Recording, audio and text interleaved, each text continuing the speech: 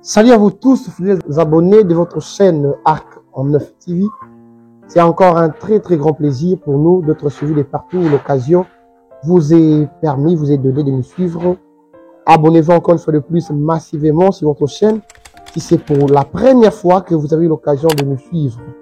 Partagez-le avec d'autres personnes et n'oubliez pas de cliquer la cloche de la notification. Aujourd'hui sur un plateau, nous allons parler de l'élevage des poulets, les avantages et les désavantages de ces métiers. Et restez branchés, partagez le lien avec d'autres personnes, cliquez la cloche de la notification et n'oubliez pas de vous abonner. On se retrouve juste après ce générique.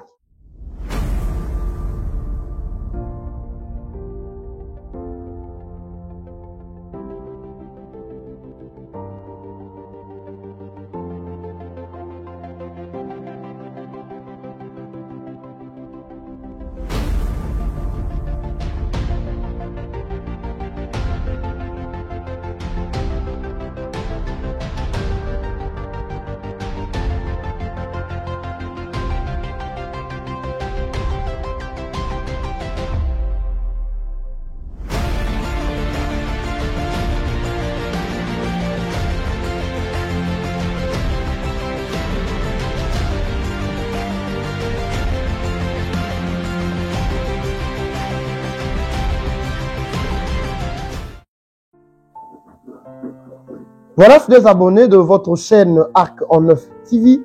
C'est vraiment un très grand plaisir, une très grande joie, une immense joie de nous suivre partout où l'occasion vous est donnée. Pour ceux-là qui nous suivent pour la première fois, n'oubliez pas de vous abonner et de cliquer la cloche de la notification. Nous sommes en République démocratique du Congo, dans la ville de Kinshasa, dans la commune de Ngaliema, précisément à Biza-Pigeon. Aujourd'hui, nous sommes venus rencontrer vraiment une dame qui est vraiment la personne à encourager de la manière dont elle fait son travail. Il y a des résultats qui se voient, qui sont tellement positifs et motivants. Et ensemble avec elle, nous allons parler de comment élever les poulets, comment élever les poulets de ponte, parce qu'il y a de ceux-là et que leurs œufs nous aident aussi à mettre dans l'incubateur pour puisse obtenir des poussins. Mais il y a certaines marques, certains modèles de poulets que leurs œufs sont simplement pour la consommation. Et nous allons commencer avec les poulets que leurs œufs nous servent à la consommation. Ensemble, avec notre invité, vous allez écouter comment elle fait son travail, comment elle subit ses difficultés et de résultats. Parce que dans tout travail, il y a la positivité, il y a la négativité. Nous allons le découvrir au cours de cette émission. Bonjour madame. Bonjour monsieur. Vous nous donnez votre nom et le service que vous rendez dans cet espace. Je suis Léa. Je suis Léa Irène Lelo. Je suis entrepreneuse. Je suis en train de faire l'élevage des poules. Et j'ai des poulets de chair et des pondeuses qu'on appelle les Isabon ou Ashline. Et je suis en train d'élever et c'est un peu ça ce que je suis en train d'entreprendre comme business. Madame Léa, dans votre business, ça fait déjà combien de temps, combien d'années que vous êtes dans ces domaines? 2 ans et demi. 2 ans et demi. Donc ça démontre déjà que vous avez un peu de l'expérience dans ces domaines. Madame Léa, est-ce qu'il y a certaines difficultés que vous rencontrez dans ces domaines de l'élevage? Ah oui, hein, il y a toujours dans chaque métier, il y a toujours des difficultés. Par exemple, au niveau de trouver une bonne personne qui peut prendre correctement soin des poules, ça c'est vraiment difficile. Tu peux engager quelqu'un et il s'est mis à voler et à ne pas bien prendre soin des poules. Parce que je connais même chez un collègue, il y a vraiment eu trop de décès et trop de négligence par rapport à ça. Ça demande vraiment beaucoup d'attention et beaucoup d'amour pour l'élevage des poules en tout cas. C'est un peu ça. Madame Léa, à part la difficulté de trouver une bonne personne pour faire le contrôle de poulets, est-ce que dans la manière de les élever aussi, il y a certaines difficultés que vous rencontrez? Oui, il y a quand même des difficultés aussi par rapport à ça. Donc, bien nourrir et bien prendre soin d'eux, les nettoyages. Et l'aliment qui est là, des fois, quand il faut acheter les aliments, ça coûte extrêmement cher. Et des fois, à un certain moment, il n'y a pas trop de production, surtout pendant la saison sèche. Ce n'est pas aussi facile, hein. Surtout pendant la saison sèche, ce n'est pas encore facile. Fidèles abonnés, vous êtes en train de suivre comment Madame Léa est en train de nous expliquer. Pour ceux-là qui nous suivent pour la première fois, abonnez-vous, cliquez la cloche de la notification et partagez les liens avec d'autres personnes. Madame Léa, surtout pendant la saison sèche, pour trouver de la nourriture, c'est tellement compliqué. Est-ce que les dépenses que vous faites pour acheter la nourriture vous pousse aussi à trouver de résultats positifs pendant la vente de œufs? Bon, pour le moment, en tout cas, il n'y a pas trop pour dire, il y a trop d'avantages. La difficulté n'est pas seulement au niveau à manger. La difficulté y est au niveau de la production. Par exemple, pendant la saison sèche, la pente n'est pas vraiment comme ça s'est fait pendant la saison de la saison de la pluie, la saison pluvieuse. Et la pente est vraiment, pendant la saison sèche, vous savez qu'il fait froid et la pente aussi c'est difficile avec les poules pour pondre. Et l'avantage avec ça, c'est plus facile quand vous produisez, vous êtes en train de produire des œufs, vous êtes en train de vendre les œufs fécondés et vous êtes en train de vendre aussi les petits poussins, là vous pouvez vous retrouver. Mais dans le sens de produire les œufs, c'est comme ça que vous voyez dans le marché, pendant la saison sèche, les œufs coûtent extrêmement cher. C'est par rapport à la pente. Et quand on est en train de regarder, il faut acheter des aliments chez Grands Moulins, ce qui n'est pas facile. Et les aliments coûtent cher, c'est comme ça que plusieurs éleveurs commencent et ils abandonnent. Parce que vous êtes en train de faire nourrir la poule et à un certain moment, la pente n'est pas assez. Et à ce moment, vous ajoutez votre argent qui vient de votre poche. Et ce n'est pas seulement que cet argent seulement que les poules sont en train de produire. Alors, normalement, dans chaque business, quand vous avancez, normalement, vous devez avoir la possibilité, eux-mêmes qui peuvent commencer à prendre en charge. Mais jusque-là, chez moi, bon, jusque-là, les poules ne sont pas encore en train de prendre en charge eux-mêmes à 100%. Mais j'espère quand peut-être j'aurai la possibilité de commencer à vendre les poussins. Donc, je pense qu'ils vont commencer à se prendre en charge facilement. Mais sinon, c'est pas évident. Ce n'est pas évident, vous suivez. Il y a certaines personnes qui disent que faire l'élevage, c'est un service, c'est un domaine qui est tellement rentable. Or que vous nous dites que il y a plusieurs difficultés rencontrées et surtout pendant la saison sèche parce que vu le climat, le poule ne donne pas vraiment assez de pontes. Est-ce que pendant la saison sèche, il y a plusieurs maladies qui attaquent le poule que par rapport à la saison pluvieuse? Oui, hein, il y a plusieurs maladies. Ça dépend maintenant de la manière dont tu vas entretenir les poules. Il y a plusieurs maladies. Il peut y avoir la maladie, par exemple, la bronchite, la toux. Et ça dérange aussi hein, les poules. Et le froid, surtout quand ils ne sont pas bien protégés, tu peux perdre beaucoup de poules. Et c'est un peu ça. Il y a plusieurs maladies, mais je ne connais pas trop de maladies. Mais pour moi, j'ai déjà pris des précautions en donnant des antibiotiques, des vitamines. J'essaie un peu de faire des rappels par rapport avec leur vaccin, par exemple la saute avec le bronchite. C'est comme ça qu'ils sont là bien portants en tout cas. Pendant la saison sèche, je veille toujours qu'ils soient bien portants en leur donnant les antibiotiques. C'est pas à tout moment, hein, parce que tout excès nuit. Et je leur donne l'antibiotique pendant un temps et puis des vitamines. Et puis après 2 mois, je donne le rappel de bronchite et la soca. Mais il y a quand même d'autres légumes qui peuvent supplier par rapport à protéger contre diverses maladies par rapport aux poules, parce qu'il y en a plusieurs. Il y a le Pikalakasa, tu peux donner. Il y a aussi comment on appelle, le moringa, mais vous mettez à l'intérieur des aliments, hein. Parce que moi, en tout cas, je ne fabrique pas les aliments jusque-là. Je ne fais qu'acheter les aliments chez Nino Congo et bon, maintenant là, ce n'est plus Nino, c'est Grand Moulin. J'achète là-bas et je peux mettre à l'intérieur de l'aliment, ils peuvent consommer et c'est comme ça qu'ils sont bien portants. C'est comme ça, ils sont très bien portants. Il y a une curiosité qui m'a attiré, Madame Léa. Quand nous sommes arrivés, vous faites un lien de communication avec vos poules. En fait, il y a un langage que vous utilisez depuis leur petit âge jusqu'à arriver à ces niveaux ou comment? Non, j'ai pas trop... Bon, en tout cas avec mes pondeuses ici, les Issa, en tout cas ils sont quand même familiers, hein, ils avancent vers moi, ils peuvent même m'écouter un tout petit peu. Ah bon? Oui, mais non, il n'y a pas des... Mais tandis que chez les, comment on appelle, les poulets de chair, comme les sassos, les autres, les plaies de chair ou bien le coucou de Mali, là, il n'y a pas, hein, même, il n'y a pas trop de familiarité. Ici, même s'il y a un étranger, par exemple, mon jeune frère entre ici, en tout cas, ils vont commencer à crier parce qu'ils ne sont pas habitués avec eux. Ils ne sont pas habitués. Donc, c'est un peu ça. Mais avec moi, ils sont à l'aise aussi avec ma jeune sœur. Donc, ils se sentent à l'aise quand ils vous voient. Oui, quand ils savent que c'est la personne qui leur nourrit, c'est la personne qui leur sert aussi à manger, à boire. Donc, ils sont à l'aise. Ces poulets ont presque combien de mois? Ils ont 16 mois. Wow. Ils ont 16 mois. Et ils ont commencé à faire de ponte depuis le quantième mois? 6e mois. 6e mois et demi. Donc, ils ont vraiment donné des œufs et ça démontre vraiment. Madame Léa, est-ce que la manière d'aider le poulet de faire de ponte des œufs dépend aussi de la manière dont vous le nourrissez? Oui, la ponte dépend de la manière dont vous êtes en train de nourrir la poule. Parce que si vous leur nourrissez mal, la ponte serait trop faible. Surtout même pendant la saison pluvieuse. Je sais que pendant la saison sèche, ce n'est pas évident parce qu'il y a le froid et ça leur indispose aussi, ça leur met de fois mal à l'aise. C'est comme ça que vous allez voir dans plusieurs endroits.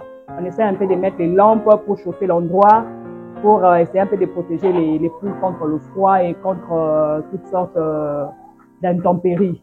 Et donc, par rapport à ça, ce n'est pas aussi vraiment facile. Hein.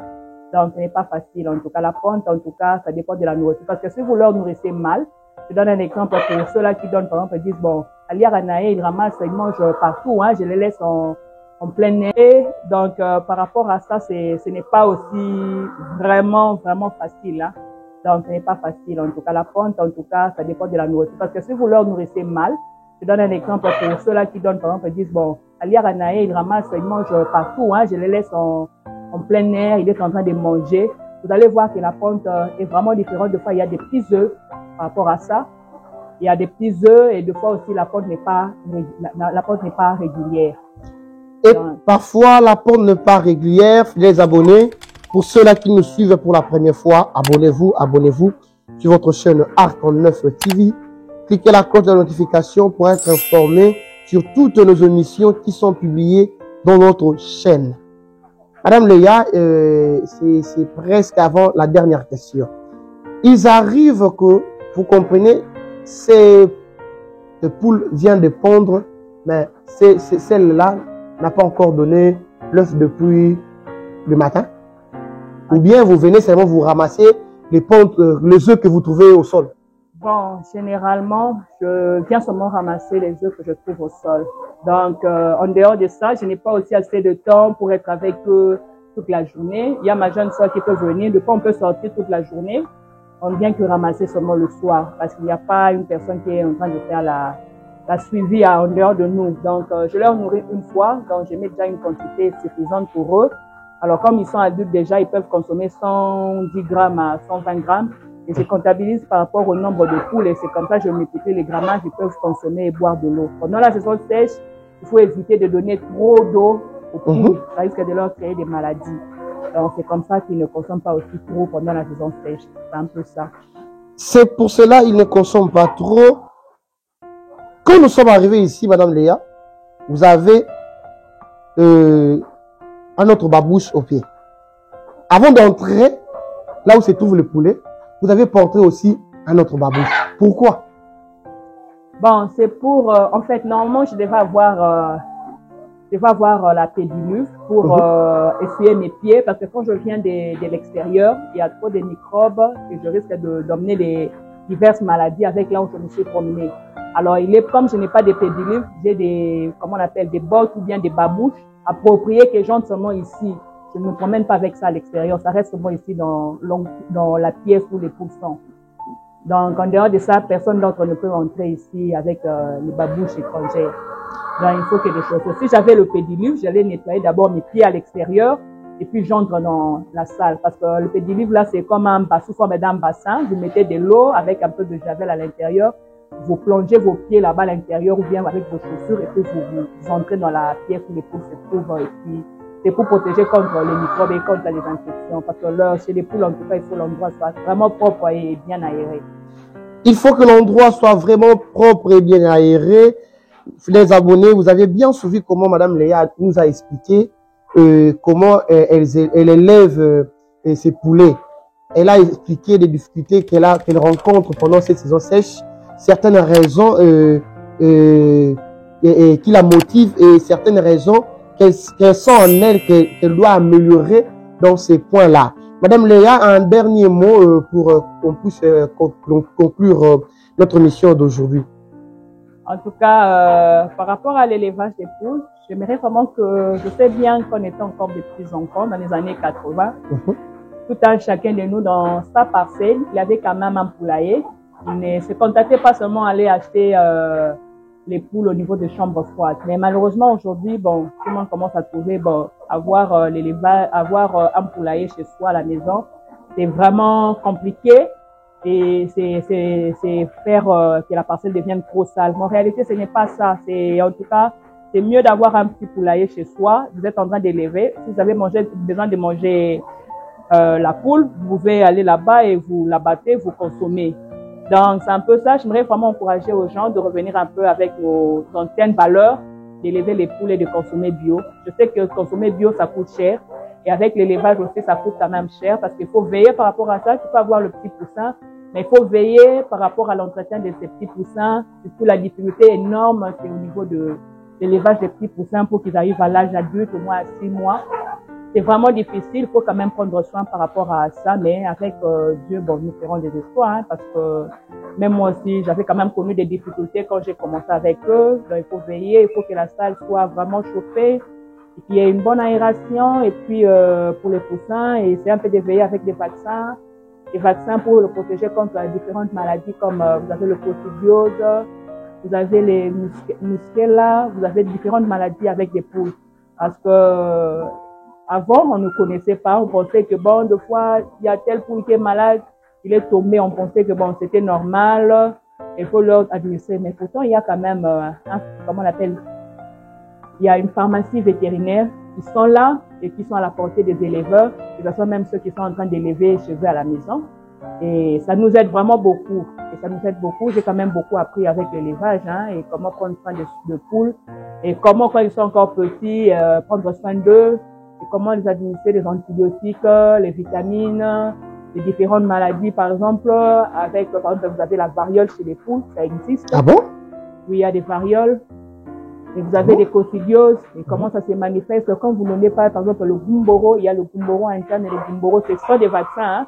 Okay. Et donc, quand vous ne donnez pas, à un certain moment, il y aura des maladies qui peuvent se manifester et à un certain moment, la poule n'arrive pas à marcher, les pieds, donc c'est vraiment compliqué.